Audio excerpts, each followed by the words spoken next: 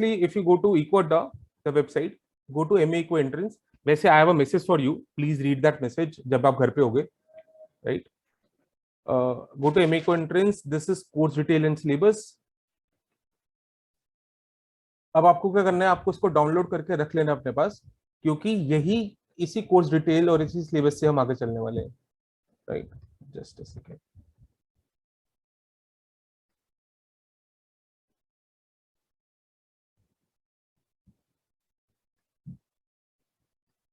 तो सबसे पहले हम बात करेंगे, I hope you all can see my screen. सबसे हम पहले बात करेंगे कि हम क्या क्या सब्जेक्ट्स इस कोर्स में पढ़ने वाले हैं. सो हम micro economics, macro economics, international economics and Indian economics. Indian economics अभी इंट्रोड्यूस हुआ बच्चे IIT जैम के लिए, राइट? एडिशनली ये CUET में भी काम आ रहा है, राइट? तो अगर मैं आपको सिलेबस दिखाऊंगा अभी, तो इसलिए इंडियन इकोनॉमी पहले हम लोग नहीं करते थे, but we need to do Indian economic this time, right? Then mathematics, statistics and econometrics. So these 7 subjects we need to cover. अब बात करते हैं कि कौन कौन से स्कूल्स हैं इसके अंदर. सबसे पहले स्कूल है बच्चे IIT जैम इकोनॉमिक्स, जो बहुत ज्यादा फेमस हो रहा है, राइट? अभी दिल्ली एंड रुड़की ने इसके एग्जाम्स लिए अभी तक, राइट?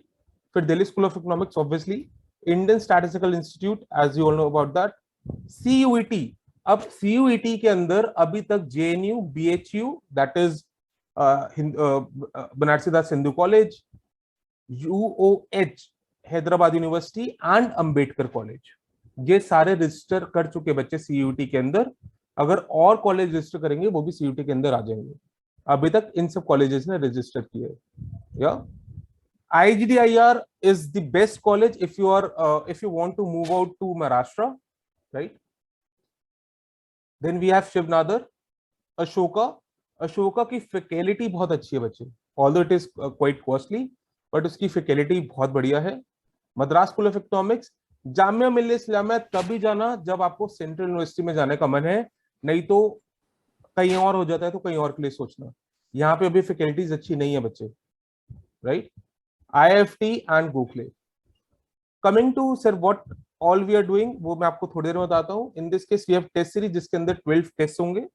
12 टेस्ट के अलावा आपके टॉपिक वाइज क्वेश्चंस आपको मिलेंगे हर एक टॉपिक के बाद, not after each class but after each topic, please remember that, right?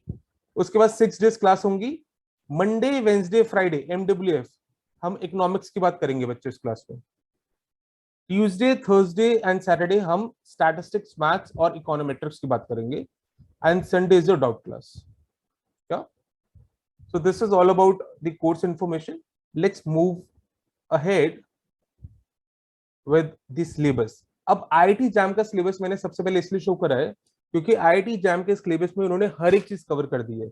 इसके अंदर दिल्ली स्कूल ऑफ इकोनॉमिक्स भी कवर कर दी है, इसके अंदर इन्होंने ISI भी कवर कर दी है, इसके अंदर CUET भी कवर कर दी है. तो अगर आप IIT दिल्ली का कोर्स पढ़ लेते हो तो कहीं ना कहीं आपकी सारी चीजें कवर हो रही हैं, right?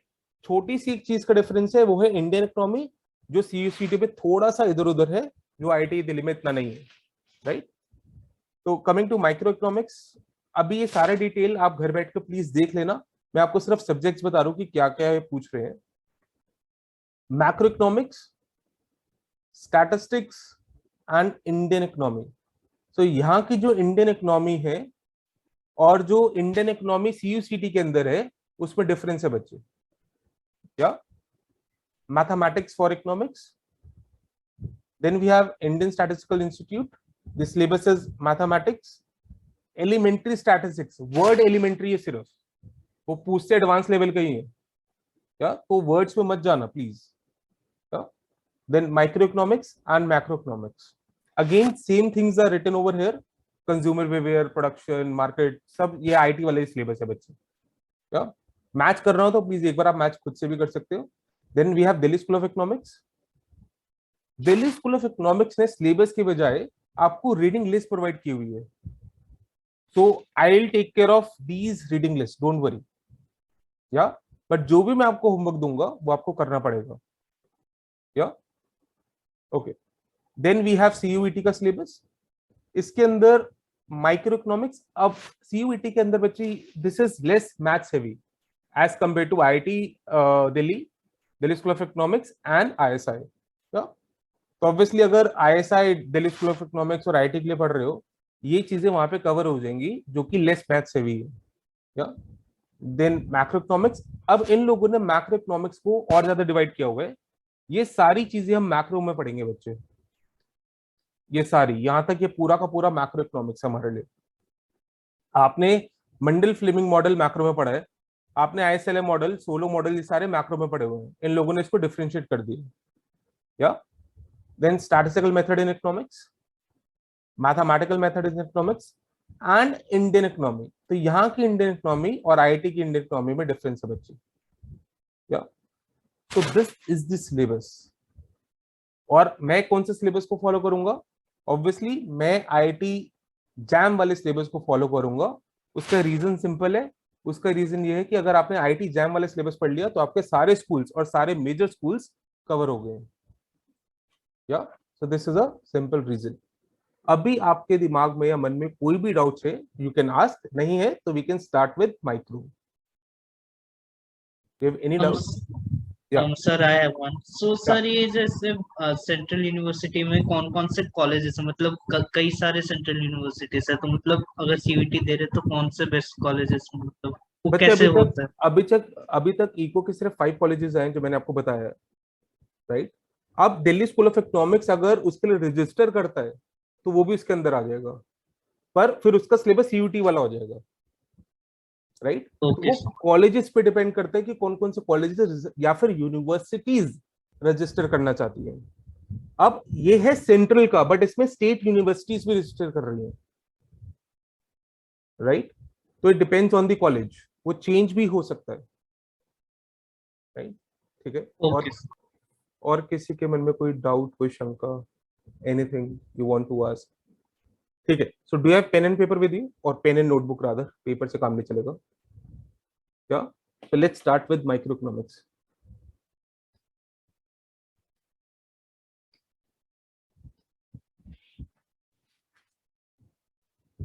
Okay, write down microeconomics.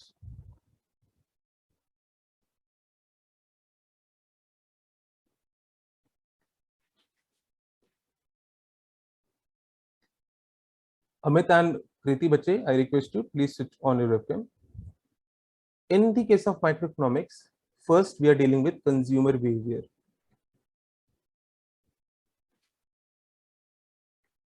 First we are dealing with consumer behavior. आपके पास पूरा सिलेबस है बच्चे, ठीक है? उस सिलेबस में से पहले हम कंज्यूमर बिहेवियर पे फोकस कर रहे हैं। इन the case of consumer behaviour, पहले मैं बेसिक वाले टॉपिक लिखूंगा, फिर एडवांस, राइट डाउन बजट, हम बजट को कवर करेंगे। उसके बाद 8 डिफरेंट यूटिलिटी फंक्शंस,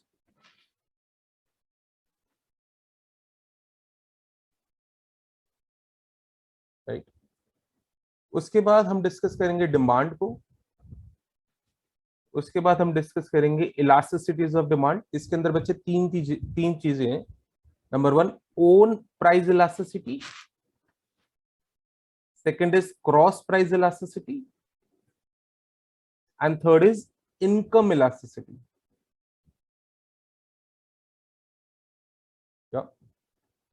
उसके बाद हम डिस्कस करेंगे what is the difference between a normal good, inferior good and a given good. और ये जो डिस्टिंक्शन है, इसी डिस्टिंक्शन को हम आगे लेके चलेंगे हिक्स एंड स्लेस्की इक्वेशंस में।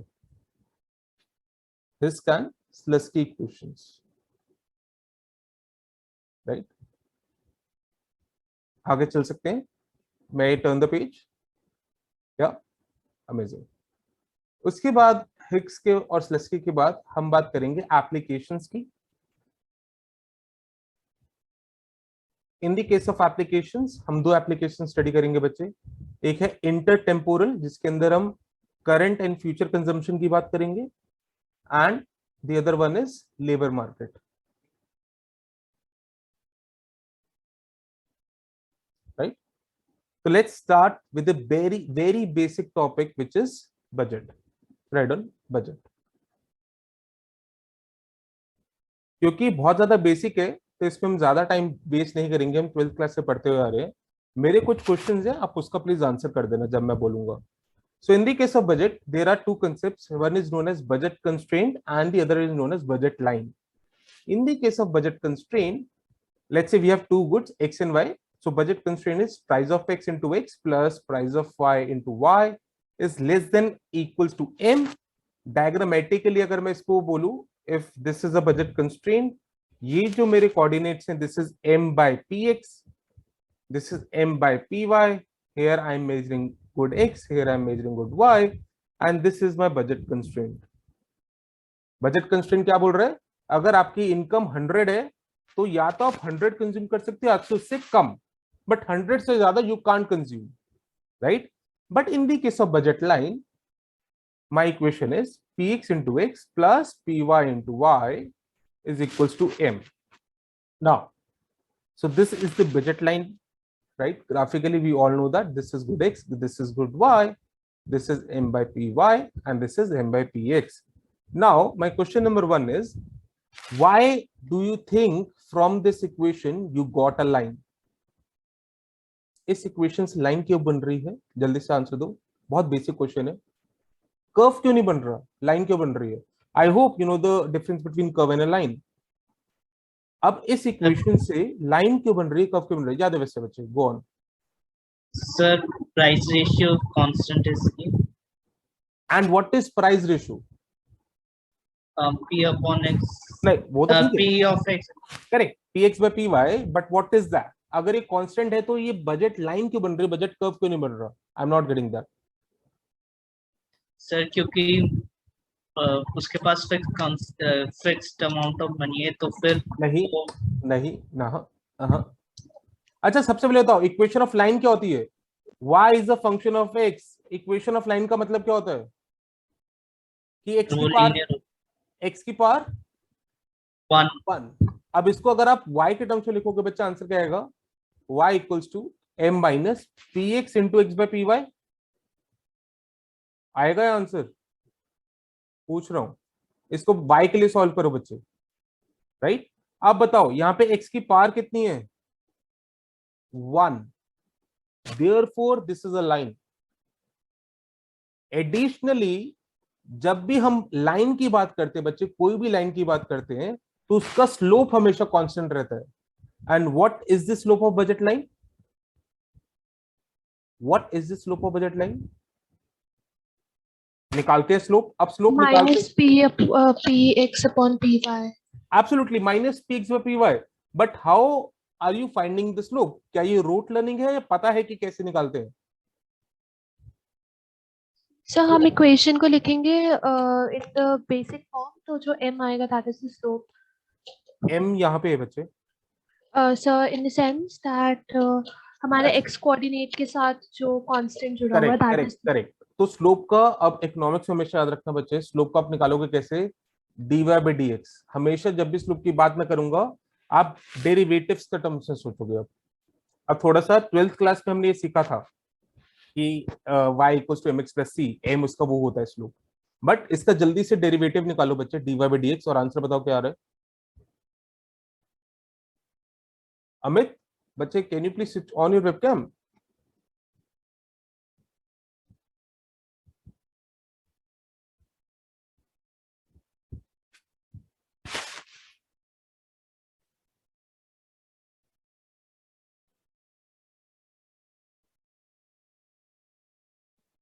जल्दी फटाफट, dy by dx।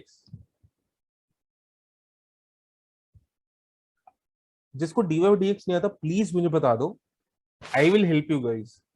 प्लीज शर्माना मत, डरना मत। मुझे पता है आपने सारी की सारी क्लासेस ऑनलाइन अटेंड की है, आई नो दैट। तो नहीं आता तो बोल दो। और सर अगर यही आ रहा है, यही आ रहा है, बिल्कुल यही आएगा। अब dy by dx मतलब इस इक्वेशन को डिफरेंशिएट करना विद रिस्पेक्ट टू x। जब आप इस इक्वेशन को डिफरेंशिएट करोगे विद रिस्पेक्ट टू x, यहाँ पे तो है नहीं x, तो ये तो हो गया 0, बचेगा सिर्फ ये minus P X by P Y, right? So minus P X by P Y, and that is the slope. My next question is, why do you, so is it a negative slope line और positively slope line? लगाओ दिमाग। Negative slope line, therefore slope आपका बच्चे negative आ रहा है क्योंकि prices आपके क्या हैं, more than zero. My next question is कि ये नेगेटिव स्लोप लाइन क्यों बनी, व्हाई नॉट पॉजिटिव? इंट्यूटिवली पूछ रहा हूं बच्चे, मैथमेटिकली तो हमने देख लिया कि स्लोप नेगेटिव आ रहा है, but intuitively negative slope line क्यों बनी? लगाओ दिमाग। या Tanisha, you want to speak?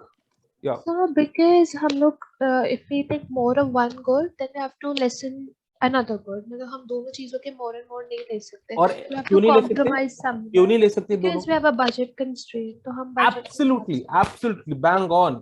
Given the level of income and prices, given मतलब वो चेंज नहीं हो रहे हैं, given the level of income and prices, अगर मैं एक गुड की कंजम्पशन को बढ़ाता हूं तो दूसरे की कंजम्पशन कम होती है। तो हमने इंट्यूटिवली भी देख लिया, हमने मैथमेटिकली भी देख लिया कि why my slope of budget line is negative. Any doubts anyone? ठीक है, ये तो चलो होगी नॉर्मल सी बात। अब बात करते हैं कि अगर मैं बजट लाइन के अंदर कुछ भी चेंजेस करता हूं तो इसका इंपैक्ट किस पे पड़ता है और कैसे पड़ता है।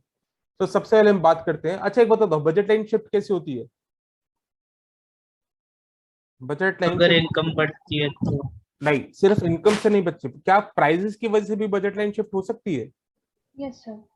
कैसे? तो अगर prices कम हो गए तो हाँ। हमारा budget बढ़ जाता है because हम we can buy more of the but same but good.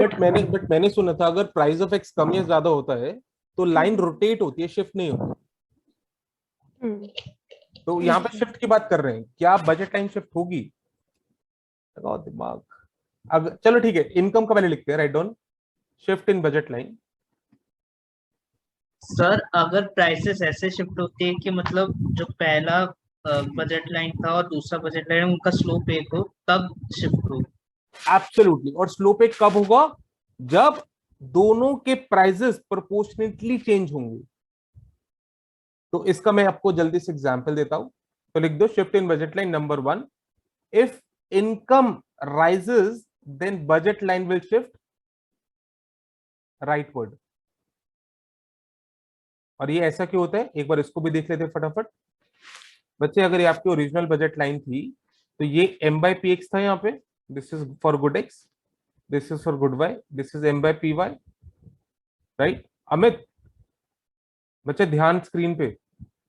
या अब यहां पे अगर मैं बोल रहा हूं लेट्स से मैं m इज इक्वल्स टू 100 और मेरा नया वाला m है विच इज इक्वल्स टू 200, तो इसकी रेशियो क्या है बच्चों? कैन वी से 100 by px। इसकी रेशियो क्या है? कैन वी से 100 by py। अब अगर मेरा m डैश 200 हो गया तो ऑब्वियसली px तो चेंज हुआ नहीं, तो in this case this is m dash by px, इसकी रेशियो क्या है? 200 by px, and this is m dash by py, इसकी रेशियो क्या है? 200 by py। अगर आप इन दोनों लाइंस को मिला देते हो तो यह जो शिफ्ट होता है that is a parallel shift, और इन दोनों लाइंस का स्लोप सेम है। या तो अगर ऐसे ही सेकंड पॉइंट में लिखो बच्चे, अगर if m is decreasing budget line will shift towards left side.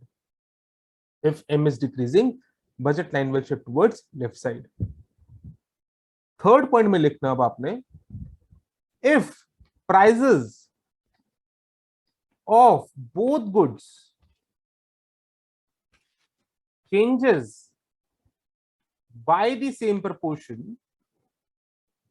if prices of both goods changes by the same proportion, then budget line will shift.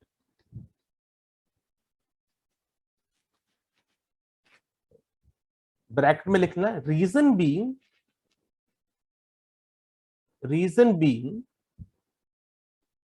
here slope is constant, here slope is constant। अब एक बार जल्दी से देखते हैं कि example लेते हैं। Let's say आपकी ओरिजिनल बजट लाइन है px into x plus py into y is equals to m। यहां पे बच्चे स्लोप क्या है इस बजट लाइन का? Can we say in absolute terms px by py, या और अगर मैं नॉर्मल स्लोप लिखूं with the minus sign then minus px by py। अगर मैं दोनों के प्राइजेस को डबल कर देता हूं तो can we write 2px into x plus 2py into y is equals to m. Can we write, taking to common, px into x plus py into y is equals to m? Take 2 inside of m or towards this side. This is px into x plus py into y is equals to m by 2. तो basically ideally हुआ क्या, आपका real income कम हो गया. अभी भी देखो slope क्या आएगा बच्चे, स्लोप अभी भी px व py आएगा, बट आपका रियल इनकम कम हो गया, इसलिए आपकी budget line will shift inside और leftward. So write down, if prices of both good increases, अब चेंजेस की जगह क्या लिखोगे, increases by the same proportion, then budget line will shift inward. Clear है क्या, कोई डाउट है यहाँ पे? फिर से बता रहा हूं, if price of both goods increases by the same proportion, then budget line will shift leftward. Sir इसमें मतलब इनकम चेंज नहीं हो रहा है. इनकम, इसका income मतलब वही इनकम, करेक्ट. अगर मेरी इनकम देखो 100 है बच्चे यहाँ पे, तो यहाँ पे मेरी इनकम कितनी बची, कैन वी से 50 रियल इनकम की अगर मैं बात करूँ तो आपकी Yes. स्लोप में चेंज नहीं आ रहा, आपकी इनकम इन रियल टर्म्स कम हो रही है, आपकी परचेजिंग पावर कम हो रही है, इसकी वजह से आपकी budget line will shift inward. Any doubts anyone? या नेक्स्ट लिखो, if prices of both the goods decreases by the same proportion, if prices of both the goods decreases by the same proportion, then budget line will shift outward or rightward. Then budget line will shift outward or rightward. जल्दी से example देखते हैं. This is my original budget line बच्चे. या अगर मैं दोनों के प्राइस को हाफ से डिवाइड कर देता हूं, so this is px into X by two, this is py into Y by two. मैंने क्या किया, दोनों के प्राइस को हाफ से मल्टीप्लाई कर दिया, which is equals to m. Take half common, px into X plus py into Y is equals to m. Half से मल्टीप्लाई किया था मतलब मैंने प्राइस को डिक्रीज किया था. अगर पहले आपका px 10 है तो px बाई 2 कितना हो गया, 5. मतलब मैंने प्राइस को क्या किया बच्चे, डिक्रीज किया, दोनों के प्राइस को डिक्रीज किया by the same proportion which is half. अब हाफ को इधर लेके अगर जाओगे तो क्या बनेगा, px into X plus py into Y is equal to 2m. Can we say that? अब देखो यहाँ पे आपकी रियल इनकम बच्चे बढ़ रही है, therefore your budget line will shift rightward और आउटवर्ड. क्लियर है या कोई डाउट है? तो अब क्वेश्चन आएगा ना, वैसे आएगा नहीं, अगर बजट लाइन शिफ्ट की होती है तो ये मत बोलना ओनली बिकॉज ऑफ इनकम, तो बोलना इनकम भी हो सकता है या फिर दोनों प्राइसेस सेम प्रोपोर्शन में चेंज हो रहे हैं, वो भी एक रीजन हो सकता है. या ओके, नेक्स्ट लिखो बच्चे. ये तो हमने बात की शिफ्ट की. लिखो budget line, when will budget line pivot. Pivot वाला तो रीजन बहुत सिंपल है. सो इफ आई से, if price of x, right on, if price of x decreases, then budget line will pivot. और यहां पे लिखना outwards, budget line will pivot outwards. अब देखते कैसे. देखो बच्चे, px into x plus py into y is equals to m. ये आपकी है original equation of the budget line. यहां पे मैं लिख रहा हूं x, यहां पे लिख रहा हूं मैं y. This is the original equation of the budget line, right. यहां पे है px m by px, यहां पे है m by py. आपने क्या करना है बच्चे, प्राइस को डिक्रीज करना है. अगर आपने प्राइस को डिक्रीज करना है, इसका मतलब क्या, कैन वी से px and px dash and px dash is lesser. अगर ये 10 है तो ये 5 है, तो यहाँ पे मैं px dash लिख रहा हूँ बच्चे, जो कि लेसर है, into px plus py into Y is equals to m. अब मुझे आप आंसर बताना, ये आपकी रेशियो है बच्चे m by px. So Amit is saying, sir, can I tell? हाँ अमित, बच्चे आप बताना. This is m by px, this is m by px dash.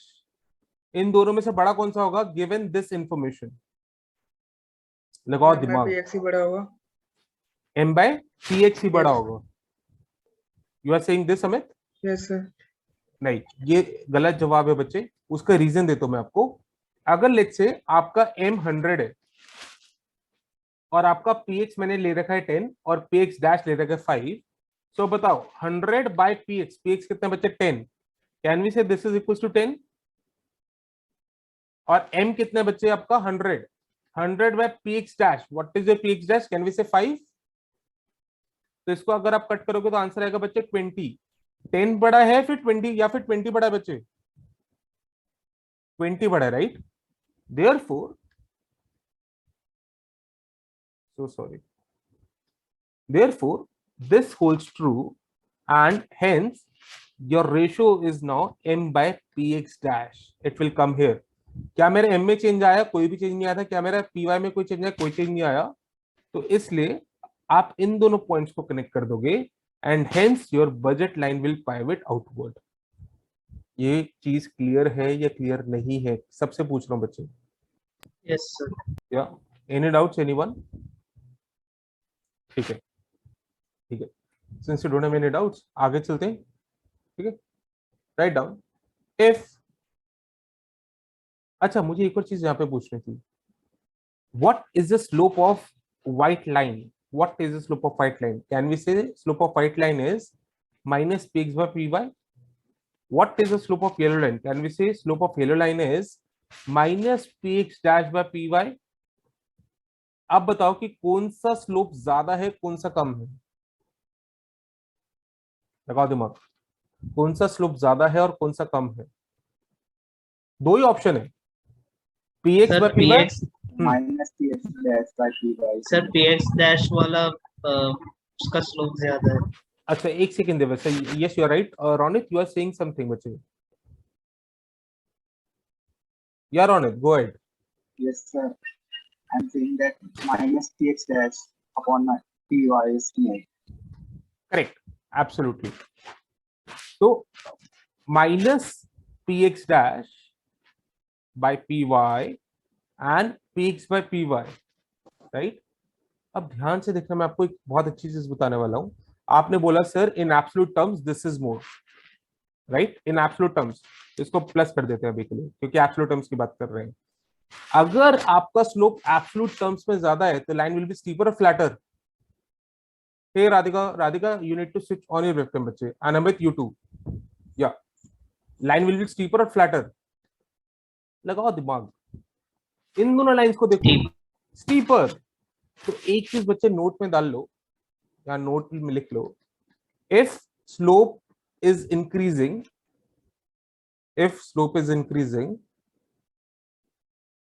then line will be steeper, and if slope is decreasing, then line will be flatter, right. अब इसको याद कैसे करोगे? एक याद करने की टेक्निक बताता हूं. लिख लिया क्या? अब देखो याद कैसे करोगे. जब आपके मार्क्स ज्यादा आते हैं, फोकस ज्यादा पे रखना, जब आपके मार्क्स ज्यादा आते हैं तो सक्सेस मिलता है, फेलियर मिलती है? सक्सेस सर, पूछने वाला क्वेश्चन है, कैसे सक्सेस मिलती है, राइट. ऐसी जब स्लोप ज्यादा है तो स्टीपर होता है. S for success, S for steeper. दोनों में चीजें बढ़ रही हैं, एक जगह मार्क्स बढ़ रहे हैं, एक जगह स्लोप बढ़ रहा है. ऐसे ही अगर आपके जब मार्क्स कम होते हैं तो फेलियर की तरफ टेंड करते हो आप. तो ऐसे जब स्लोप कम होता है वो फ्लैट की तरफ टेंड करता है. F for flat, F for failure. तो इसको प्लीज ऐसे याद रखना. बताऊं होता क्या है, कई बार बच्चों को चीजें सारी पता होती हैं, बट एग्जाम में इतना प्रेशर होता है कि वो ऐसी क्वेश्चन में गलती कर देता है. तो इसलिए ये छोटे छोटी चीजें बच्चे याद रखना. या just give me a second. या परफेक्ट, ठीक है, cool. Write down next point. If px increases, then budget line will pivot inward.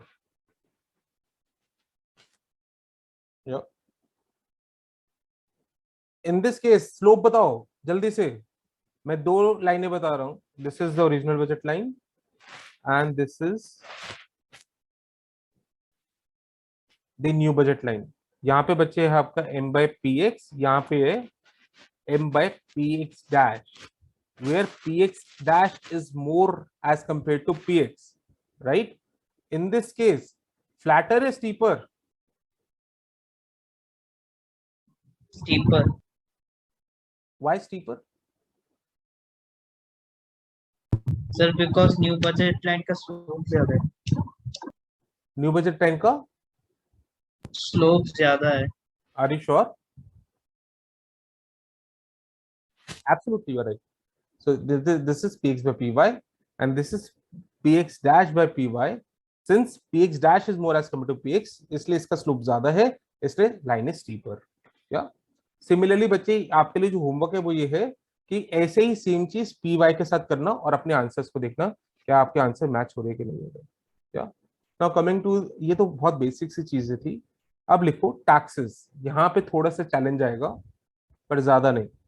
So there are three types of taxes in micro. Number one, write down unit tax or quantity tax. अब unit tax और quantity tax होता क्या है, मैं आपको पहले एक चीज बता देता हूं बच्चे. In the case of unit tax वो होता है कि जो कि पर यूनिट पे लग रहा है. फॉर एग्जाम्पल, अगर मैं बोलूं आपने 7 चॉकलेट्स बाय करी और गवर्नमेंट ने बोला कि ओरिजिनल प्राइस उस चॉकलेट का 10 था, बट मैं हर एक चॉकलेट पे 2 रुपीज चार्ज करूंगा, हर एक चॉकलेट पे. तो अगर जब तक टैक्स नहीं था तब तक आप कितना पे कर रहे थे बच्चे गवर्नमेंट को या फिर 70. शॉपकीपर को? 70. बट जैसे ही टैक्स इंट्रोड्यूस हुआ आप कितना पे करोगे? 70 तो पहले कर रहे थे प्लस 7 into 2, इतना ज्यादा और करोगे क्योंकि हर एक चॉकलेट पे 2 रुपए है. So that means 70 plus 14 you will pay. और ये जो 14 जाएगा वो किसकी जेब में जाएगा? गवर्नमेंट की जेब में जाएगा, राइट? तो अगर विद दैट लॉजिक अगर मैं आपको बोलूं कि there is T amount of tax on good X, on good X, then you need to tell me budget line will be option number A steeper, option number B flatter, option number C can't say, and option number D I don't care. Yeah, obviously this option is wrong. So tell me the correct option. अगर tax T amount का लग रहा है good x पे और quantity tax की बात कर रहा हूं तो which option is correct according to you? सोचने से काम नहीं चलेगा, सॉल्व करना पड़ेगा बच्चे.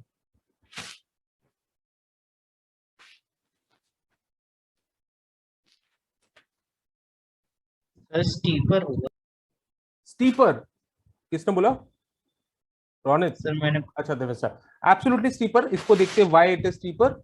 तो राइट डाउन पीएक्स, क्योंकि टैक्सेस बड़े हो रहे हैं ना. अगर टैक्स ज्यादा होंगे तब तो स्टीपर ही होगा क्योंकि स्लोप ज्यादा हो रही है उसकी. तो absolutely absolutely Amit, very good बच्चे. सो px into x plus py into y is equals to m. अब इसको लिखेंगे कैसे एक बार वो भी देख लेते हैं. अब बताओ मैं इसको इक्वेशन फॉर्म में कैसे लिखूंगा? Let's see that. px into x ये तो था ही, पर जितने मैंने x बाय करे उस पे मुझे t अमाउंट का टैक्स देना पड़ रहा है. कैन वी राइट tx और xt? या plus py into y is equals to m. Can we write that? Right? Take x common, we will get px plus t x plus py into y is equals to m. Now what is the slope here? इस equation में क्या slope है बच्चे? px by py. इस equation में क्या slope है बच्चे? कैन वी से minus px plus t by py. Absolute terms में बताओ कौन सा ज्यादा है? This is px by py. This is minus px plus t by py. In absolute terms, which is more? जल्दी जल्दी फटाफट.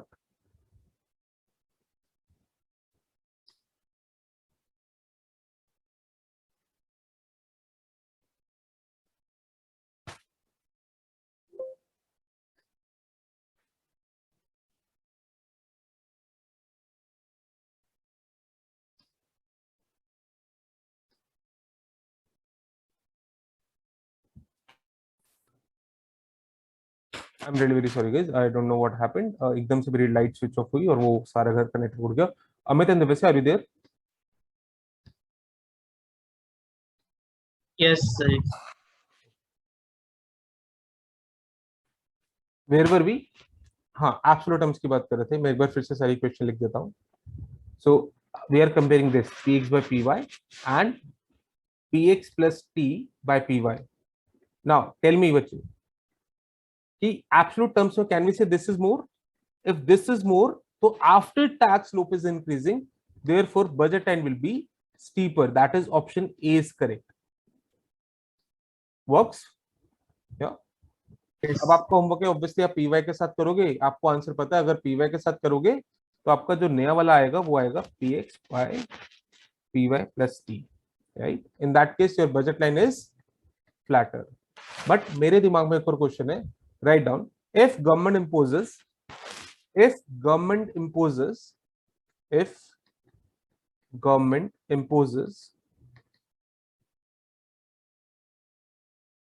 t amount of tax on both goods. If government imposes t amount of tax on both goods, yeah, then budget line, option number A, will be steeper, option number B will be flatter, option number C, no change in budget line, and no change in terms of slope बच्चे, yeah, and option number D, any one of the above. Yeah, you need to tell me the correct answer. सोचो, लगाओ दिमाग. Sir, any one of the above. You were saying any one of the above. Perfect. Tanisha, Ronit, and Amit, your answers are?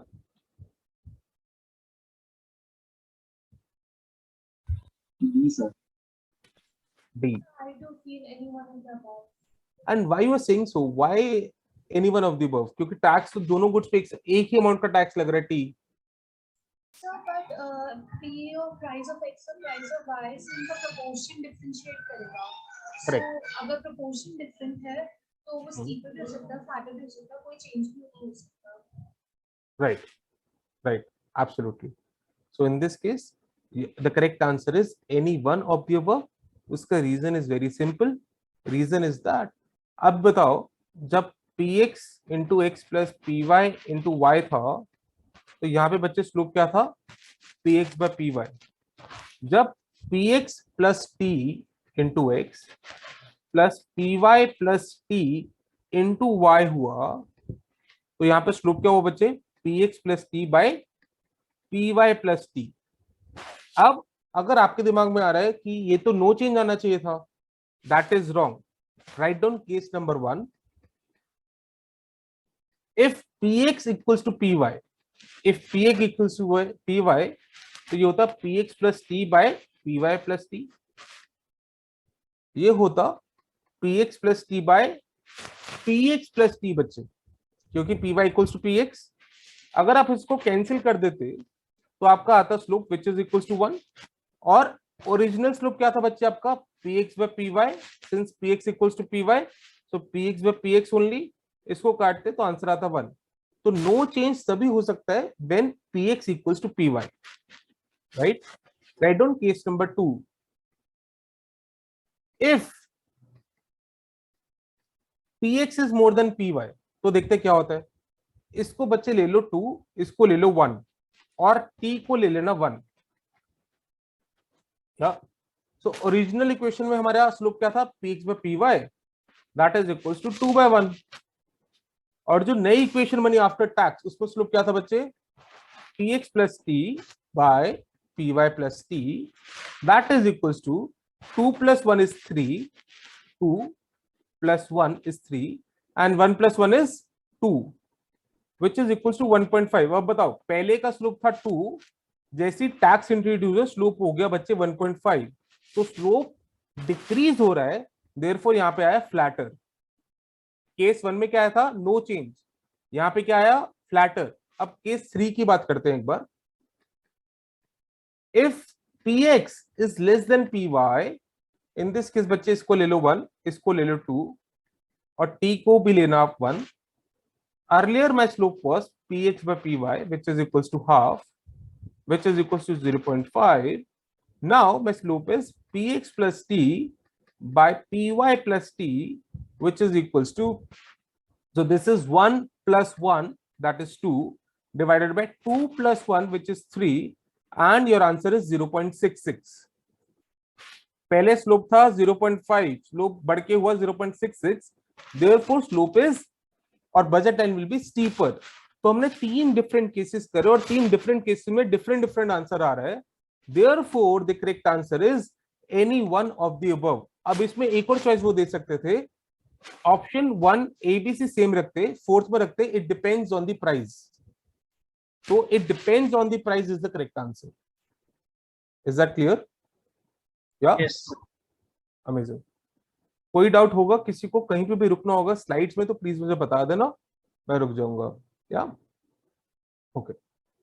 Write down. Next type of taxes, ad valorem और value tax. ad valorem और value tax. Now what do you understand by the term ad valorem और value tax? India में कौन सा भी ऐसा tax है जो वैल्यू टैक्स है? लगाओ दिमाग, बताओ answer. GST. GST, absolutely correct. GST is value tax. जब भी आप रेस्टोरेंट में अगर गए होगे, अगर आपका बिल 1000 है तो 1000 रुपए के ऊपर आपका 5% टैक्स लग रहा है. मतलब वैल्यू के ऊपर टैक्स लग रहा है. वो नहीं देख रहा आपने कितनी क्वांटिटी खाई, लास्ट में जो भी फाइनल वैल्यू है उसके ऊपर टैक्स लग रहा है. Similarly in the case of value tax, if I say government imposes T% value tax on good X, तो बताओ इक्वेशन में क्या चेंज आएगा? तो एक बार मैं आपके सामने ओरिजिनल इक्वेशन लिखता हूं. ओरिजिनल इक्वेशन है px into x plus py into y is equal to m. अब गवर्नमेंट ने क्या किया? T% का टैक्स इंपोज करा किस पे? गुड x पे. सो इन दिस केस वैल्यू पे टैक्स लग रहा है बच्चे. This is the value of good x, this is the value of good y. So in this case px into x plus px into x into T% of that is equals, sorry, plus py into y is equals to m. Any doubt? Can we write this as px into x 1 plus T% plus py into y is equals to m? Can we write this as px 1 plus T% plus py into y is equals to m? And this is my final equation, and here slope is px 1 plus T% divided by py. या अब exam में अगर question आएगा t is equal to 40%, that means यहाँ पे आपको 0.4 डालना है बच्चे. आप 40 नहीं डालोगे, यहाँ पे आप 0.4 डालोगे. Please remember that. Right? In this case अब हमें कंपेयर क्या करना है? दोनों स्लोप्स को कंपेयर करना है. px by py, px 1 plus T% by py. According to you, which is more? जल्दी बताओ, आफ्टर टैक्स और before tax slope? After tax का slope. Correct. Therefore, in this case, budget line will be steeper. Obviously, py के साथ आप खुद से करोगे. That is your homework. Write down my question, जो मैं आपको दे रहा हूँ. If government imposes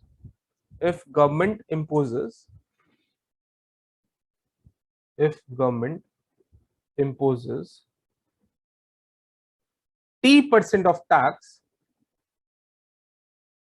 or T% of value tax on both goods,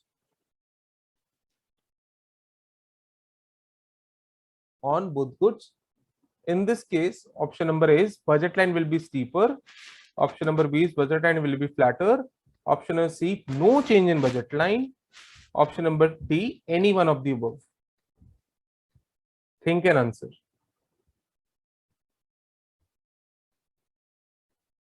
लगाओ दिमाग.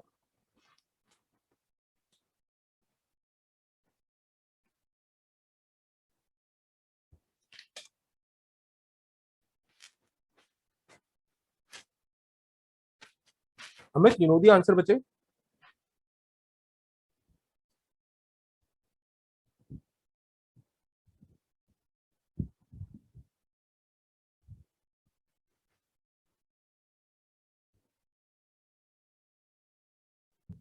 सर इसमें नो चेंज होगा। No change होगा। Why Yes, you are sir. saying so? Sir because अगर हम इसका स्लोप देखेंगे तो that would be px into 1 plus t% और py upon py 1 plus t%। Correct. तो correct. 1 plus t% तो कैंसिल आउट हो जाएगा, तो स्लोप में Absolutely. चेंज नहीं होगा। Absolutely, she is absolutely correct, guys. In this case, the correct answer is no change. अब देखते हैं कैसे। देखो बच्चे ध्यान से, पहले ओरिजिनल बजट टाइम को लिखेंगे, that is px into x plus py into y is equals to m. Here we know that slope is px by py. अब न्यू बजट टाइम को लिखते हैं, px 1 plus t% into x plus py 1 plus t% into y is equals to m. So can we write here slope will be px 1 plus t% by py 1 plus t%? Can we cancel these two?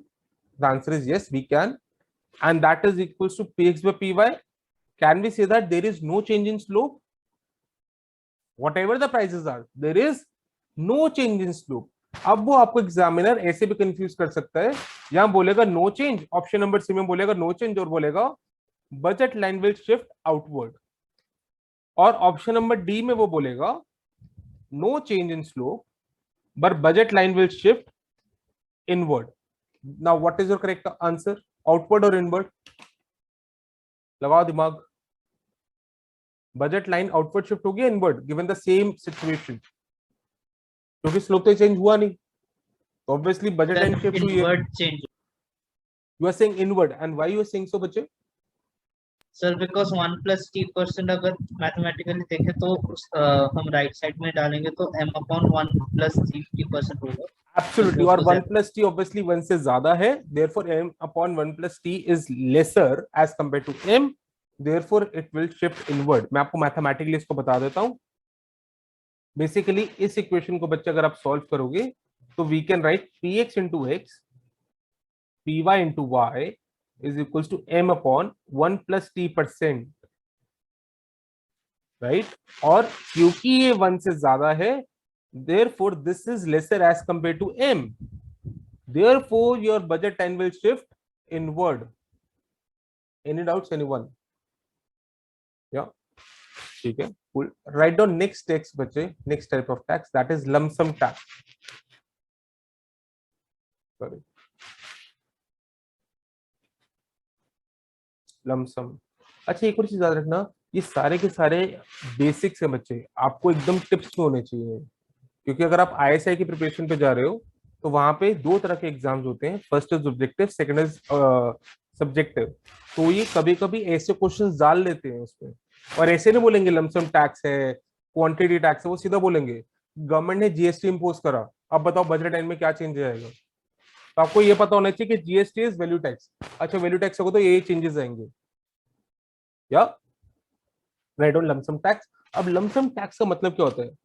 याद है पहले के जमाने में जब राजा लोग होते थे, वो लोग कहते थे मुझे नहीं फर्क पड़ता आप जितना मर्जी प्रोड्यूस कर रहे हो, मुझे इतना आप अपनी प्रोडक्शन से दोगे ही दोगे, कहीं से भी दो। So the government is not caring whether you have money और not, but government is saying आप मुझे इतना टी अमाउंट ऑफ टैक्स दोगे ही दोगे, अपनी इनकम में से टी अमाउंट ऑफ टैक्स दोगे ही दोगे। तो in this case there is no change in price, क्योंकि गवर्नमेंट ने प्राइस में तो चेंज किया ही नहीं, बट गवर्नमेंट ने क्या किया चेंज, जो चेंज है वो नीचे लिख रहा हूं बच्चे। गवर्नमेंट ने बोला ठीक है this is your income, but इस इनकम में से मुझे कुछ आप टैक्स दोगे, therefore I am writing m minus t बच्चे है, क्योंकि सिर्फ इनकम में से गया टैक्स, प्राइसेस में चेंज नहीं हुए। In this case can we say the slope और correct, the slope of budget line will remain same but budget line will shift inward because इसकी वैल्यू कम होगी बच्चे। या any doubts anyone? Tanisha and Amit, I can't see you बच्चे। या चल सकते हैं आगे, ठीक है। Write down subsidies now, subsidies. Number one, write down quantity subsidy. Again, the logic remains same, but because of subsidy, will your price increase or decrease? लगाओ दिमाग, सब्सिडी की वजह से प्राइस Increase होगा। इंक्रीज होता है कि डिक्रीज? वैसे I heard increase. Yes sir। अच्छा, अगर आपको सब्सिडी मिल रही है तो प्राइस इंक्रीज होगा, are you sure? No, sir, the price decreases. तो प्राइस डिक्रीज होता है, सब्सिडी मतलब मिल रहा है कुछ। करेक्ट, सिलेंडर पे सब्सिडी थी, तो अगर 900 का सिलेंडर था, गवर्नमेंट कह रही मैं आपको 100 रुपए आपके बैंक अकाउंट में दूंगी, तो 100 रुपए बैंक अकाउंट में आते थे, विच आइडियली मीन्स कि 800 रुपए का सिलेंडर पड़ा जो 900 का था, तो prices will decrease, right? So write down, if government imposes S amount of subsidy on good X, if government imposes S amount of subsidy on good X, then what will happen to budget line? In this case, we can write Px into X plus Py into Y is equals to M. या अब देखते हैं budget line में क्या change आ रहा है, right? Write down Px into X minus लिखूं या प्लस लिखूं? प्राइस कम हो रहा है कि ज्यादा हो रहा है? कम हो रहा है, right? Therefore minus X into S, क्योंकि क्वांटिटी सब्सिडी है ये, जितने सिलेंडर लिए उतनी ही सब्सिडी मिल रही है आपको, plus Py into Y is equals to M. Therefore we can write Px minus S into X plus Py into Y is equals to M. Therefore slope here was Px by Py, but slope here is Px minus S by Py. If I compare these two, बताओ slope will be steeper or flatter? यार Ronit, slope will be steeper or flatter बच्चे? Flatter. Flatter, absolutely. Budget line will be flatter. Yeah. Okay. Right on. Next. Ad valorem और value subsidy. अच्छा, ये कभी होता नहीं है ना, मैंने कभी सुना है इसका, ऑल्दो इसको बोलते वो नहीं है, बट आपने डिस्काउंट सुना होगा कि जितना भी आप परचेज करोगे उस पर 10% का डिस्काउंट है, बट 10% का डिस्काउंट किस पे? वैल्यू पे बच्चे, राइट? ऐसे ही वैल्यू सब्सिडी क्या होती है? आपको जो सब्सिडी मिल रही है वो वैल्यू पे मिल रही है, right? Write down Px into X plus Py into Y is equals to M. This is the original equation. If government is saying they will pay you S% subsidy on good X, then your equation will be Px into X plus, sorry, minus Px into X into S% plus Py into Y is equals to M. Therefore, we can write this as Px 1 minus S% into X plus Py into Y is equals to M. Here slope will be Px 1 minus S% by Py and original slope was Px by Py. अब बताओ कौन सा ज्यादा कौन सा कम? Can we say original one is more, right? Therefore, in this case, your budget line will be flatter. आगे चल सकते हैं? कूल. राइट डाउन लम सम सब्सिडी.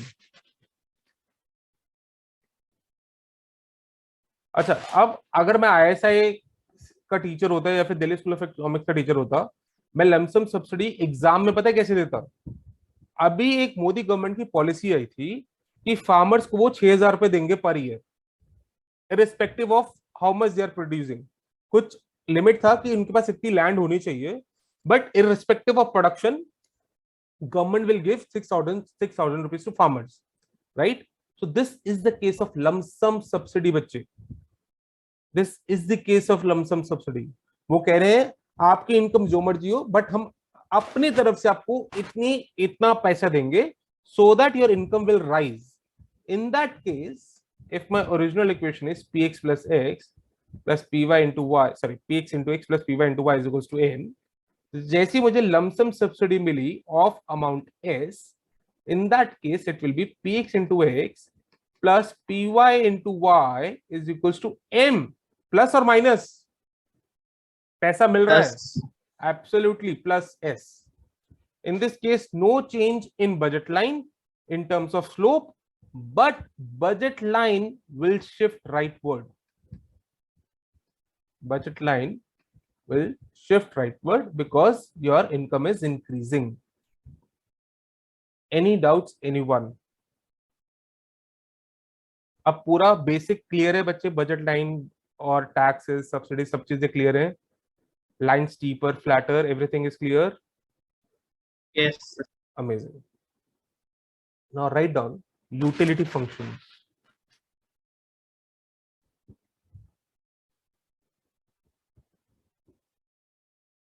Utility functions. तो बच्चे as I said we need to do 8 utility functions. तो आज जो हम क्लास में करेंगे that is lexicographic utility function. Write down lexicographic utility function. ये बहुत कम बच्चों ने पढ़ा होता है या फिर जनरली नहीं पढ़ा होता, and this is a favourite topic of Delhi school of economics and ISI. अब धीरे धीरे वो जेएनयू में भी पूछने शुरू हो गए, बट आपको दिल्ली स्कूल ऑफ इकोनॉमिक्स और आईएसआई में लेक्सिकोग्राफिक यूटिलिटी फंक्शन से बहुत सारे क्वेश्चंस मिल जाएंगे. या second, write down well behaved. Third, Cobb Douglas. Fourth, perfect substitute. Amit बच्चे can't see you. Fifth, perfect complement. Sixth, concave. Seventh, max. And eighth, quasi-linear. Right? So these 8 utility functions we need to do. अब हम चलेंगे कैसे आगे, हम एक utility function को उठाएंगे, उसको हम ऑप्टिमल डिमांड या ऑप्टिमल बंडल निकालेंगे, उसके बाद हम उसकी इलास्टिसिटी ऑफ डिमांड निकालेंगे with respect to own price, cross price and income. या और डिमांड कर्व से निकालने से पहले हम उसका आईसी देखेंगे indifference curve. So write down lexicographic utility functions. This is one lexicographic utility functions. क्योंकि आपने कभी नहीं किया तो सबसे पहले हम इसकी डेफिनेशन लिखेंगे, और इसको बच्चे प्लीज ध्यान से समझना और क्वेश्चंस पूछना अगर नहीं समझ आएंगे, क्योंकि जैसे मैंने आपको पहले बोला डीएससी आईएसआई के फेवरेट टॉपिक्स में से एक टॉपिक. या तो let's say we have two goods, good X and good Y. Right? And if I say person prefer x over y lexicographically, person prefer x over y lexicographically. अब मैं इसको आपको एक एग्जांपल देके समझाता हूं. समझो एक बच्चा है, छोटा बच्चा, अगर उसको गुड x चाहिए तो वो जिद इतनी करता है, जमीन पे लेट जाएगा, हर चीज करेगा, सो दैट उसके पेरेंट्स को उसको गुड x दिलाना ही पड़ेगा. होता है ऐसा, देखा है सबने. पर अगर उसको गुड एक्स मिल गया, उसके बाद वो गुड वाई की डिमांड भी करता है कि अब तो ये भी चाहिए मुझे. तो यही वो पर्सन है, यही वो किड है जो जिद्दी किड है, जिसको हम बोल रहे हैं, जिसकी प्रेफरेंस है लेक्सिकोग्राफिक. अब इसकी डेफिनेशन देखते हैं कि हम ऐसा क्यों बोल रहे हैं. Write down. Since there are two goods and there are two bundles, bundle A, in bundle A we have x1, y1, and in bundle B we have x2, y2. Yeah, and right now I'm saying that x1 is not equals to x2, y1 is not equals to y2. Right? Write down case 1. If x1 is more than x2, याद रखो उस बच्चे को क्या चाहिए, ज्यादा x चाहिए, x is preferred over y. If x1 is more than x2, irrespective of y, then choose bundle A, which is x1 y1, right. इसका एक एग्जांपल देते हूं। लेट्स से बंडल ए में हमारा था 100,5 एंड बंडल बी में हमारा था 90,10,000। तो क्योंकि क्वेश्चन बोल रहा है X is preferred over Y, तो हमें पूरी की पूरी वेटेज किसको देनी है, एक्स को। इन दिस केस यहाँ पे 100 है, यहाँ पे 90। जैसी एक्स में डिफरेंस आ गया मैं वाई को देखूंगा भी नहीं, तो स्ट्रेट अवे मैं बोलूंगा जिसमें भी एक ज्यादा है आई will choose that bundle, therefore the optimal bundle is bundle A. Clear और एनी डाउट? या similarly right on case 2,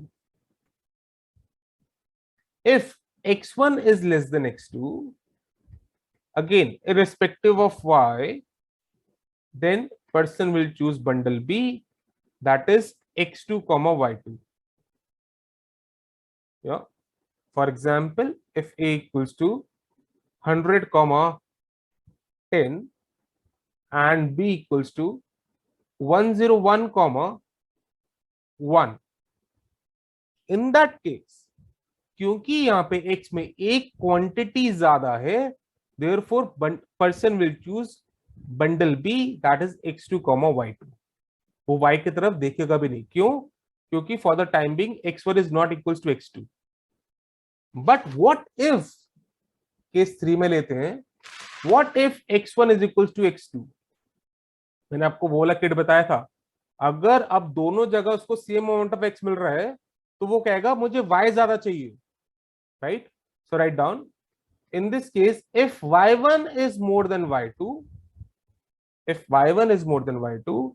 then that consumer will choose bundle A, that is x1 comma y1. एक एग्जांपल देता हूं बच्चे मैं आपको। In this case, let's say A equals to 100 comma 5 and B equals to 100 comma 10. अब उस बच्चे ने क्या देखा, यार यहाँ पे भी 100 मिल रहा है, यहाँ पे भी 100 मिल रहा है। अब वो सेकंड क्या देखेगा, यार मुझे यहाँ पे 5y मिल रहा है और यहाँ पे 10y मिल रहा है, obviously I will choose in this case bundle B, because अच्छा यहाँ पे सॉरी इसको 15 ले लो बच्चे, क्योंकि मैंने एग्जांपल ऐसे दिया 100,15 एंड 100,10। अब वो कहेगा मुझे 15 मिल रहा है y in bundle A and 10 मिल रहा है y इन बंडल बी, और x दोनों जगह सेम है, तो मैं उस बंडल के साथ जाऊंगा जिसमें मुझे y ज्यादा मिल रहा है। Therefore, a person will choose bundle A. Yeah, this is case 3 part A. Right on case 3 part B. Tanisha and Amit, बच्चे please switch on your webcam. If y1 is less than y2, then person will choose bundle B. In this case, example is 100 comma 5, and for B, example is 100 comma 10. अब आपके दिमाग में question आ रहा होगा, sir what if y1 is equals to y2? बच्चे अगर ऐसा क्वेश्चन आ रहा है तो समझ जाना आपने स्टार्टिंग में x1 इक्वल्स टू x2 ले रखा है, अब यहाँ पे y1 इक्वल्स टू y2 ले लोगे अगर, तो a इक्वल्स टू b, मतलब यहाँ पे दो बंडल नहीं है, एक ही बंडल है वो, राइट? वो पॉसिबिलिटी नहीं है। क्या? ओके अमित बच्चे कांट सी यू। सर ऐसा क्यों, बंडल तो दो हो सकते हैं जिसमें क्वांटिटी से एक ही है। अच्छा ठीक है, मैं लिखता हूँ बच्चे आपके लिए। लेट्स से ए का जो बंडल है वो है 100,100 और जो बी का बंडल है वो भी वही है बच्चे 100,100। जब आप यहाँ पे लेट्स से यहाँ पे x मेजर कर रहे हो, यहाँ पे y मेजर कर रहे हो, let's say this is 100, let's say this is 100, अब बताओ ये a है या ये b है? वो इनसाइड कर रही है तो मतलब एक ही बंडल हुआ ना वो तो, क्या? ओके बच्चे write down indifference curve. Indifference curve हम पहले लेक्सिकोग्राफिक का देखेंगे, but what is the definition of indifference curve? क्या होती है बच्चे इंडिफरेंस कर्व की डेफिनेशन? पढ़ा है ना तुमने? हाँ, the utility along an indifference curve is same. the utility along the indifference curve is same, that is correct, but utility कहाँ से आ रही है? बंडल से। so all those combination of bundles which gives the same level of utility, write down all those combination of bundle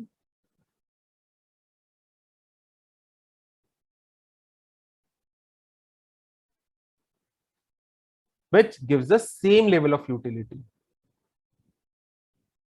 which gives the same level of utility, right?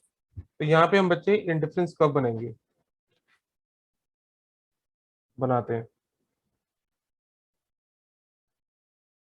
This is x, this is y।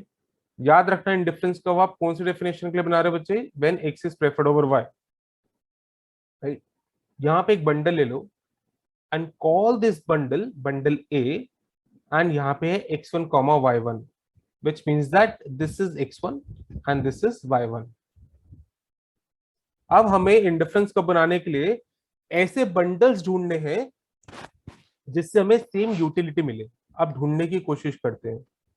तो आप अगर straight ऊपर चले गए, let's say आप bundle B में पहुंच गए, बंडल बी में क्या एक सेम है, वर्टिकल है बच्चे, क्या एक सेम है बंडल बी में? Yes sir. Tanisha Singh no. Tanisha, So I thought for y. So अच्छा okay, so can we say x is same? yes, sir. Yeah, therefore I'm writing x1, but can we say y is not same? Therefore यहाँ पे लिखो बच्चे y2, इसको और ऊपर कर लो, this is y, so this is x1 y2। अब मुझे आप बताओ, अगर x is preferred over y, तो वो कंज्यूमर किसको देखेगा? पहले x को देखेगा, वो कहेगा x तो दोनों जगह ही सेम है, तो वो कंज्यूमर फिर y को देखेगा। अब y b में ज्यादा है, तो in this case will you prefer a और b, or both gives you same level of utility? B। Obviously B। तो अगर मैं वर्टिकली अब जाता हूं, मुझे इंडिफरेंस कब नहीं बनेगा मेरा, क्योंकि जैसे मैं वर्टिकली अब गया, B is giving me more utility as compared to A। Ronit, is that clear बच्चे? या यू कैन, हाँ Yes, sir. ठीक है, अमेजिंग। अब हम थोड़ा सा इस डायरेक्शन में जाने की कोशिश करते हैं। So write down, let's say this is bundle C, obviously this is x2 and this is let's say थोड़ा सा नीचे है b के, इसको y3 ले लेते हैं बच्चे। अब बताओ, कैन वी से a में x1 मिल रहा है, b में x2 मिल रहा है, और क्योंकि x1 is more than x2, therefore consumer will prefer bundle C and not A। Can we say that? या तो यहां अगर आप इस डायरेक्शन में भी जा रहे हो बच्चे, तो आपका आईसी आपको नहीं मिल सकता, क्योंकि सी में यूटिलिटी ज्यादा मिलेगी एज कंपेयर टू बंडल ए। अब आप इस डायरेक्शन में जाने की कोशिश करते हैं, मतलब हॉरिजॉन्टली जाने की कोशिश करते हैं। Market bundle D, here we have x2, let's say यहां पे x2 ही मार्क कर लो, बट y1, या अब यहां पे विल यू प्रेफर ए और D? Amit, D। Why D? So because x2 ज्यादा, मतलब x2 ज्यादा x1 से, एब्सोल्युटली, y बंडल क्या बोलो सेम है। absolutely बच्चे। in this case we prefer bundle D, the reason being x is more, तो horizontally भी आपका IC नहीं बन सकता। अब थोड़ी सी और नीचे आ जाओ, market bundle E, x2 let's say y4, market y4 बच्चे है। अब हम ऐसे देख रहे हैं, Ronit, will you prefer bundle A और bundle E? So bundle A. Bundle A, why बच्चे, why not E? So because x2 is more quantity of बच्चे देखो, x1 ये है, x2 ये है, ज्यादा कौन सा है? quantity, E. Correct, but you we will prefer bundle E. अगर दैट मींस अगर मैं इस डायरेक्शन में भी जा रहा हूं, तो मेरा आईसी नहीं बन सकता, राइट? क्यों नहीं बन सकता? क्योंकि मेरे पास वो कॉम्बिनेशन आई नहीं जो कि मुझे सेम लेवल ऑफ यूटिलिटी दे रहे हैं। अब यहां की बात करो बच्चे, let's say this is bundle F, this is x1 and this is y4। Can we say that in this case we prefer bundle A? The reason being x is same, but in bundle A y1 is more than y4।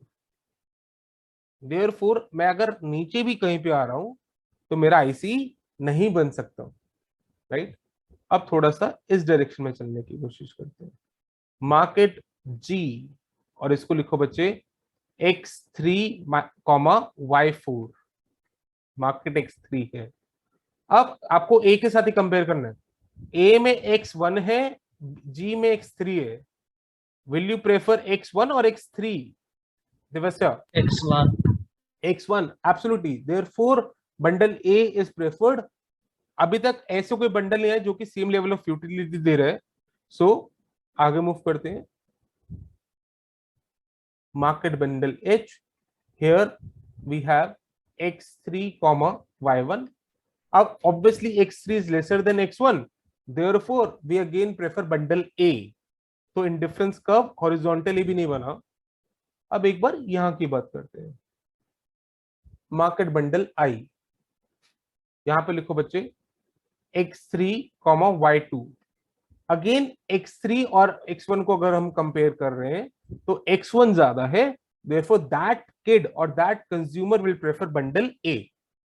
तो हमने पूरे circle में घूम के देख लिया, कोई भी ऐसा बंडल नहीं है जो कि हमें सेम लेवल ऑफ सेटिस्फैक्शन दे। Therefore write a note here, ये डी स्कूल 2017 में क्वेश्चन आया था। Write down a note here बच्चे, in the case of lexicographic preferences, in the case of lexicographic preferences, your ICs are singleton sets. Your ICs are singleton sets. In the case of lexicographic preferences, your ICs are singleton sets. Singleton set का मतलब क्या? एक point एक IC है, दूसरा point दूसरा IC है, तीसरा पॉइंट तीसरा आईसी है, इसलिए हम बोल रहे हैं सिंगलटन सेट्स। और डी स्कूल में क्वेश्चन आया था, in the case of lexicographic preferences the shape of your IC is vertical, horizontal, L shaped, और डी था सिंगलटन सेट्स। तो correct option is singleton sets. अब हमने आईसी की बात कर ली है, अब हम बात करेंगे डिमांड की। राइट ऑन डिमांड और ऑप्टिमल बंडल।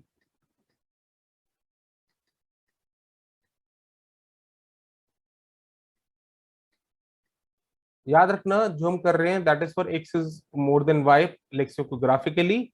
आपका होमवर्क सेम चीज करनी है आपको, y is more than x lexicographically के लिए। Right, write on optimal demand. अब ऑप्टिमल डिमांड जब भी हमें निकालना होगा, हमें बजट की जरूरत पड़ेगी, क्योंकि चीजें खरीदोगे कैसे? प्राइस और इनकम की वेरिएबल की वजह से खरीदोगे। So in that case we need a budget line. If this is x and this is y, this is my budget line बच्चे, right? And this is m by px, this is m by py. Can we say that अगर मैं इस point पे हूं तो that is my optimal point? Optimal point का मतलब क्या? Given the budget constraint you are getting the highest level of utility. अगर आप पॉइंट ए पे हो, क्या आपको हाईएस्ट लेवल ऑफ यूटिलिटी मिल रही है? The answer is no. Why?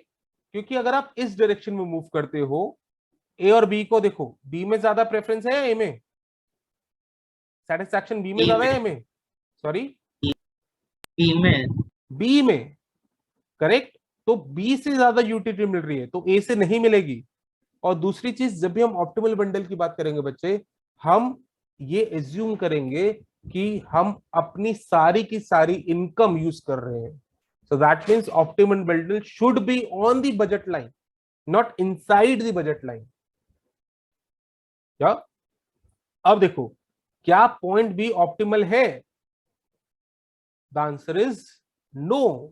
The reason being, अब देखो, अगर मैं पॉइंट बी से पॉइंट सी की तरफ गया, will you prefer सी और बी? आपको कैसे दिख रहा है? एक्स को कंपेयर करना बच्चे।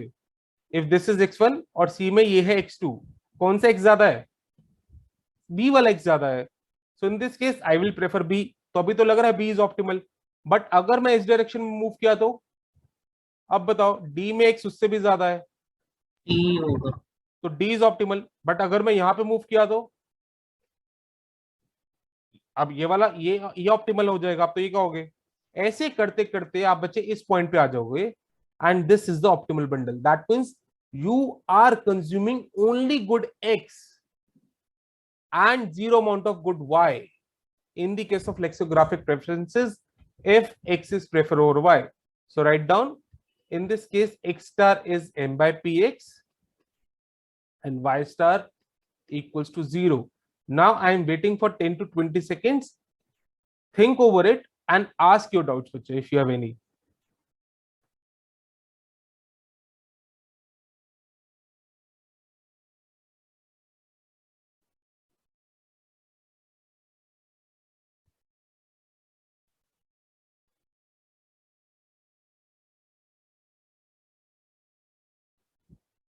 कोई डाउट्स है?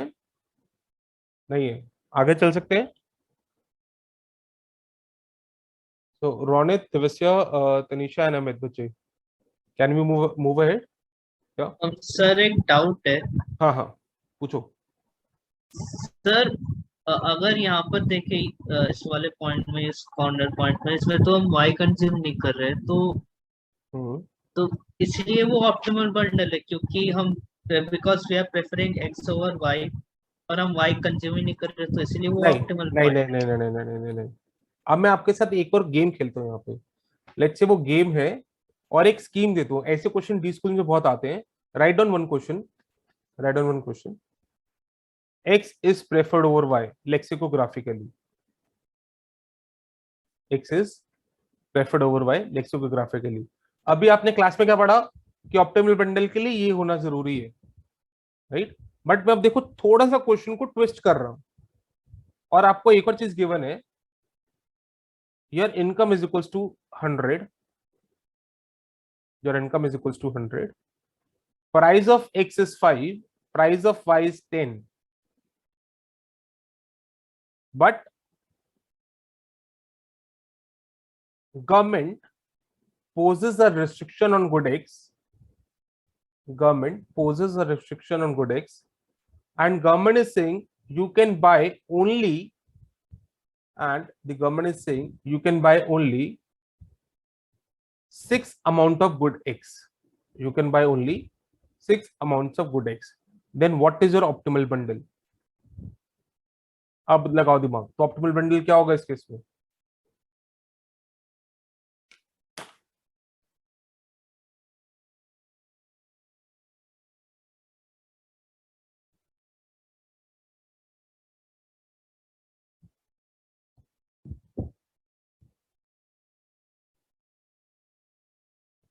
लगाओ दिमाग.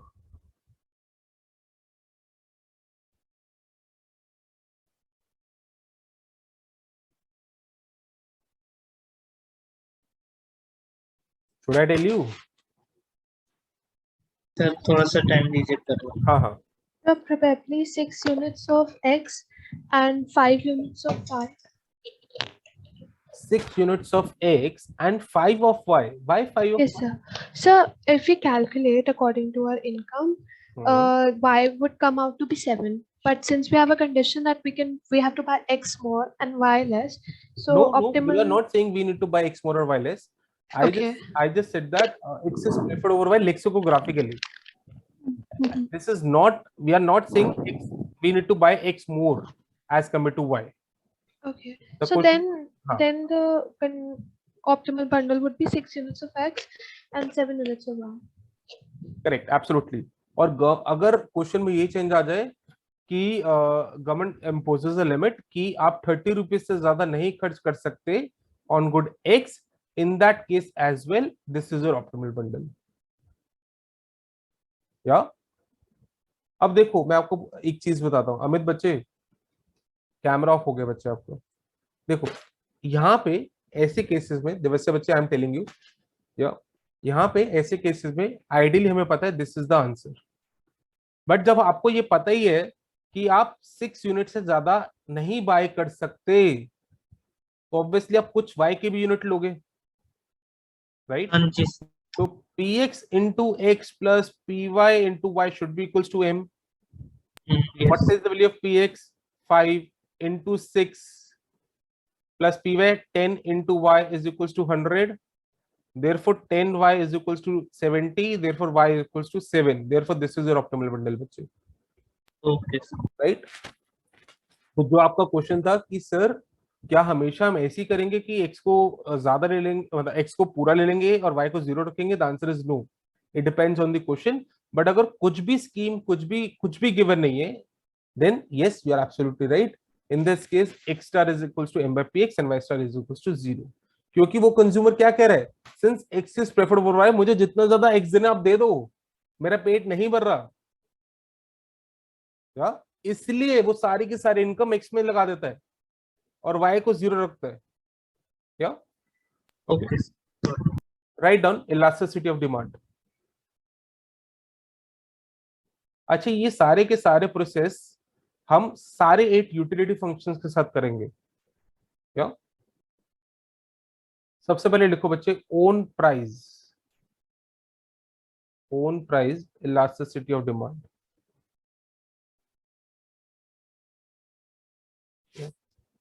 अब what is the formula? The formula is change in x by change in price by x. In terms of derivative, we can write dx by dp, p by x. But what is the value of x? अब यहाँ पे हमें optimal bundle वाली x की value चाहिए बच्चे, which is equals to m by px. अब मुझे अगर ये चीज निकालनी है तो क्या करेंगे? dx by dp x. बताओ what is your answer for dx by dp x? Derivative करके बताओ फटाफट, व्हाट इज योर आंसर? जल्दी से फटाफट, डेरिवेटिव इसका क्या होगा with respect to px? Minus m upon px minus m upon px square, that is equals to minus m by px square, px by x, and x equals to what? m by px. We can cancel that out and my answer is -1. Answer is -1. अब minus क्यों लगाते हैं? Minus हम लगाते हैं बच्चे because of law of demand. And what is law of demand?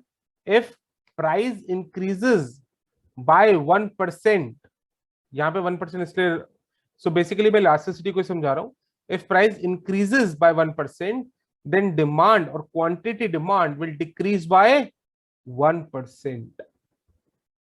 Is that clear? Yeah. Okay. Next लिखो बच्चे,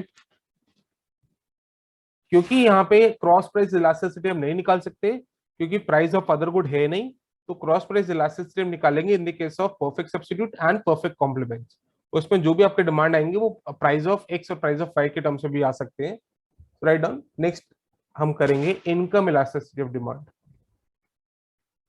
income elasticity of demand. Now what is the formula? The formula is change in x by change in m by x, right? X star is equals to m by px, and change को हम कैसे लिख सकते हैं बच्चे? dx by dm m by x. So what is dx by dm? जल्दी से answer बताओ, what is dx by dm? 1 upon px. Correct, 1 by px. So that is equals to 1 by px into what is m? m को m ही रहने देंगे. What is x? x ये रहा बच्चे, m by px. So write down m by px. So px से px कटा, m से m कटा, that is equals to 1. अब यहाँ पे देखो 1 पॉजिटिव है नेगेटिव है? पॉजिटिव। इसका मतलब क्या है इलास्टिसिटी इसका? Can we write if income increases by 1%, then demand will increase by 1%. Can we say that?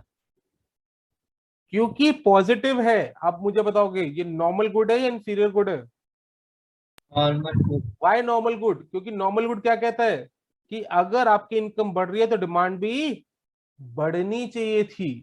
So if your elasticity of demand, sorry, income elasticity demand is positive, then it will be sure that your good is normal good. But if it is negative, then it is inferior good, because in the case of an inferior good, as your income is increasing, you will demand less of that. Yeah, clear है? ठीक है, अब बाकी के जो next utility functions हैं वो हम करेंगे नेक्स्ट क्लास में।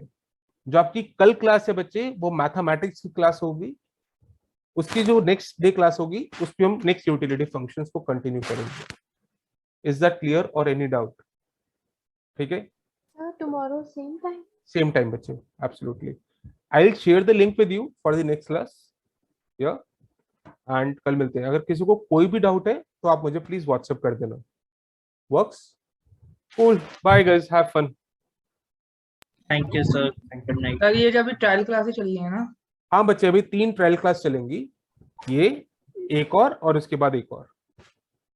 तो सर उसके बाद मतलब फीस क्या है एक बार बता दीजिए एक बार। बच्चे सब कुछ मैं आपके साथ एक बार स्क्रीन शेयर कर रहा हूँ। बच्चे अगर आप यहाँ पे जाते हो ना, आपको टाइप करना है गूगल पे www. मैं टाइप करता हूँ आपके साथ www.ecoadda.com। जैसे आप यहाँ पे जाते हो बच्चे, आपको MA को एंट्रेंस में जाना है। उसके बाद सारी की सारी डिटेल बच्चे यहाँ पे लिखी हुई है, and the fees is 30,000 including everything बच्चे। मतलब इसके बाद आपको कुछ एक्स्ट्रा पे नहीं करना। इसके अंदर टेस्ट सीरीज भी लिखा है, सारे सब कुछ लिखा है बच्चे। अगर आपको उसके बाद भी कोई डाउट होगा तो प्लीज मेरे से आप पूछना। अमित, इज दैट क्लियर बच्चे? Okay sir. And additionally one more thing, please एक बार ये पढ़ लेना। Cool, have fun guys, take care, bye. Bye sir.